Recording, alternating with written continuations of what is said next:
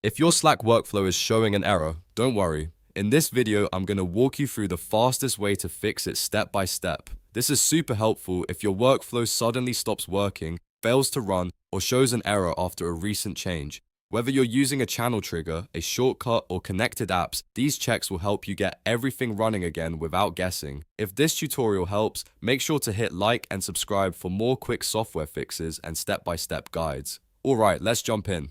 First, open Slack and go to Workflow Builder. This is where all of your custom workflows live, and it's the best place to start because the error is usually caused by one specific step. Once you're inside Workflow Builder, select the workflow that's showing the problem. After that, go through each step one by one and look carefully for any warning icons, missing fields, or broken connections. Sometimes the issue is as simple as a field that no longer matches, or an action that needs to be updated. Next, verify that the trigger is correct. Your workflow may be set to start from a channel, or it may be tied to a shortcut.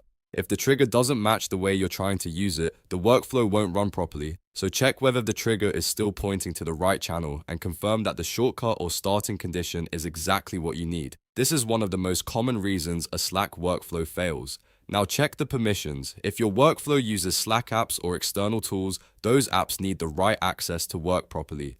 Open the connected app settings and make sure the app still has permission to read, write, or post where needed. If permissions were changed, revoked, or expired, the workflow may throw an error even though the setup looks fine. Restoring the correct access can often fix the problem immediately. If your workflow includes any connected apps, the next step is to reconnect them. This is especially important if you use integrations like forms, project tools, or notification apps. Reconnecting refreshes the connection and clears out issues caused by expired sessions or broken authentication. In many cases, a simple reconnect is all it takes to get the workflow working again. After that, go back into the workflow and edit it if necessary. Make any corrections to the broken step, then save your changes. Once it's saved, publish the workflow again so Slack applies the updated version.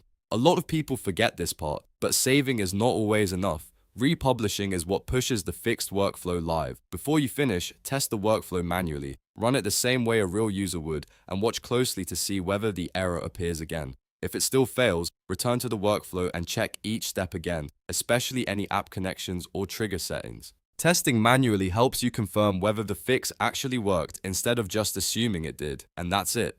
Open Workflow Builder, review each step, verify the trigger, check permissions, reconnect any apps, save and republish, and then test the workflow again. Following these steps should solve most Slack workflow errors quickly and safely. If this video helped you out, don't forget to hit like and subscribe for more troubleshooting tutorials just like this one. Thanks for watching, and I'll see you in the next video.